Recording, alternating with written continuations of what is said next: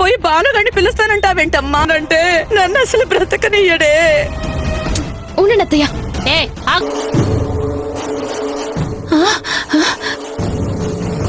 ఉండి తీరాలి. అర్జెంట్ గా ఫైనాన్స్ ఆఫీస్ కి రావాలి. ఎందుకు? ఆ ఫైనాన్షియర్ ఏమైనా అన్నాడా? ఎప్పుడు చెప్పలేదే. వా, మేనత్త కాదండి, మా అత్త దగ్గర అప్పు తీసుకుందట.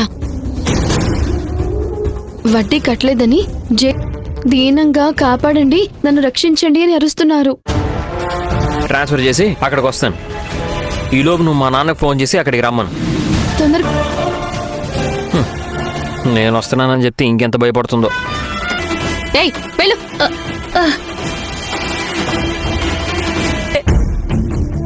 అయ్యో అయ్యో దేవుడా, నన్ను కాపా. మీకేం కాదు, నేను వెళ్ళి ఆ ఫైనాన్షియర్ కి ఫోన్ చేసి పిలిపిస్తాను. ఓ అయిపోయింది. ఇన్నాళ్లకు నాకు మూడింది. నా పరువు పోయినట్టే.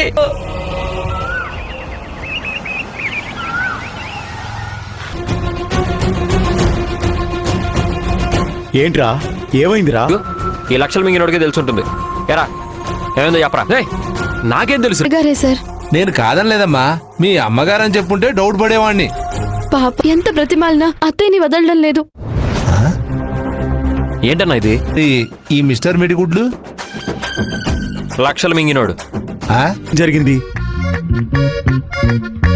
అసలు ఎందుకని మా అమ్మని లోపలేసి తాళం వేశారు?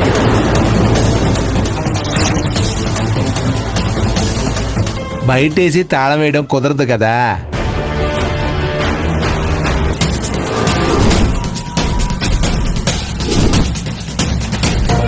ఏంటి, ఇల్లు తాకట్టు పెట్టిందా?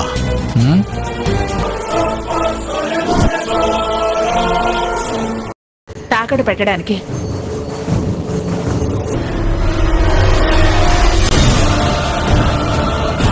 చూడు, అప్పు పత్రాల మీద సంతకం చేయించమంటే ఒక్కొక్కరికి ఏదో అయిందని అబద్ధం.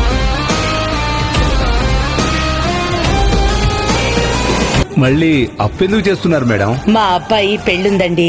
ఎంతన్నారు? 7 లక్షలు. చూసావు నాన్న, వీడి పెళ్లి కోసం అప్పు చేసింది. మరి ఆ 1 లక్ష తెచ్చారు కదా, కట్టలేదా? మళ్ళీ ఆ 1 లక్ష నువ్వే కొట్టేశావా? రే, నాకేం తెలీదురా. మాటి మాటికి నన్నెందుకు? ముందు ఆవిడ్ని విడిపించండి.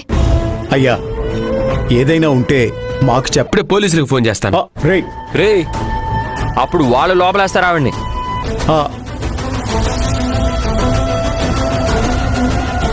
మా అమ్మ అలా లోపలేస్తే మా పరువు పోతుంది. పాపం మా నాన్న పరువు.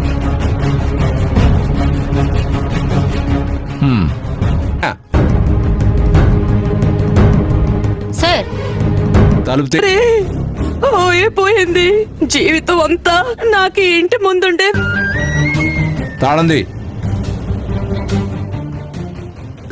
1 లక్ష వమ్మ లక్షావతి రావమ్మ. గురువును మించిన శిష్యుళ్లాగా కొడుకును మించిన మహా చండాలంగా ఉంది. పాలు ఎప్పుడైనా తల ఎగరేసి మాట్లాడినప్పుడు గొంత ఏదో గ్యాంబ్లింగ్ లాగా ఉందే, అదేదో ఇక్కడే తేల్చాల్సిందే. ఫైనాన్స్ కంపెనీలు పెట్టావు, ఎందుకు అన్ని లక్షలు అప్పు చేశావు? పెళ్లి చేసుకోలేను. సరేనమ్మా, నీతో ఆ పార్లర్ ఏదో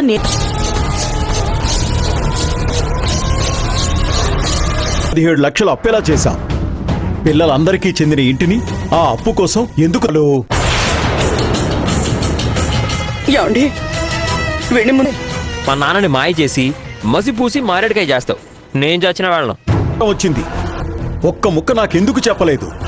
దొంగతనంగా ఇంటి పత్రాలు తెచ్చి ప్రసక్తే లేదు. ఇల్లు తాకట్టు పెట్టి ఆ డబ్బులేవో నేనే ఇస్తాను. ఏమండి కోసం ఇల్లు తాకట్టు పెడతానన్నప్పుడు ఇప్పుడు నానమ్మ ఇచ్చిన డబ్బు తీసుకొచ్చిచ్చింది.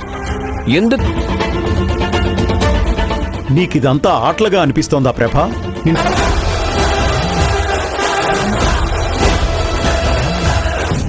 అవునరా మనోజ్, 2 దొంగలు బైక్ మీద వచ్చి మరి పోలీస్ కంప్లైంట్ ఎందుకు ఇవ్వలేదమ్మా? శ్రావణ మాసం పేరంటానికి పసుపు రాసినట్టు సంస్కారవంతంగా మాట్లాడరు. స్టోరీ, ఈ దొంగ స్టోరీ అన్ని బయటపడతాయని అన్ని లక్షలు మింగినట్టు. అనా వడ్డీ కట్టడానికి వస్తుంటే దొంగలు. నేను సినిమాలకి ఫైనాన్స్ చేసే ముందు కథలు వింటాను, కానీ ఈవిడ చెప్పే కథ. నానా ఈయన చాలా లాజిక్తో మాట్లాడుతున్నాడు నాన్న. కరెక్టే కదా. అమ్మ లక్షావతి, ఒక మాట అడుగుతాను చెప్తావా? వీడేమో 40 లక్షలు దొంగం చేసావు, నా భార్యని దొంగం చేసావు, నా అత్తని వచ్చి తాకట్టు పెట్టి ఆ డబ్బులు మింగేసావు. నిన్ను కూడా పోలీసులకు పట్టించమంటావా? ఆయనైతే సంస్కారవంతంగా అడుగుతాడనే, నేను పాతవన్నీ లాగి అడుగుతాననే. ఆ బాలు అడగండి. చూసావా తల్లి, నీ కుటుంబాన్నే నువ్వు ఇంత మోసం చే. కరెక్టే కదా. ఏమా, ముందు అసలు వడ్డీ అంతా కట్టాలి. అయ్యో అట్లాడే ఇంత దాకా తీసుకొచ్చా కదే పాపిష్టిదానా నిన్ను. ఈవిని కొట్టి నీ మర్యాద పోగొట్టుకోకు నాన్న. కలిసి ఉంటుంది. గ్యారెంటీగా అందులో రూపాయి కూడా ఖర్చు పెట్టలేదు. మా నాన్న ఈ 17 కూడా వీడికే ఇచ్చుంటుంది. కాబట్టి వీడిని అడగండి. 40-10 చెవిలో పూలు పెట్టిన లక్ష గురించి మర్చిపోయాను. మొత్తం 58 లక్షలు. ఇగ్గు. నేను నా ముందెందుకు? నేను న్యాయంగా అడుగుతున్నాను. నా డబ్బుకి గ్యారెంటీ కావాలి. నేను ఇప్పుడే పోలీసులకు ఫోన్ చేస్తాను. వీడు మళ్ళీ పోలీసులు అంటున్నాడే. 17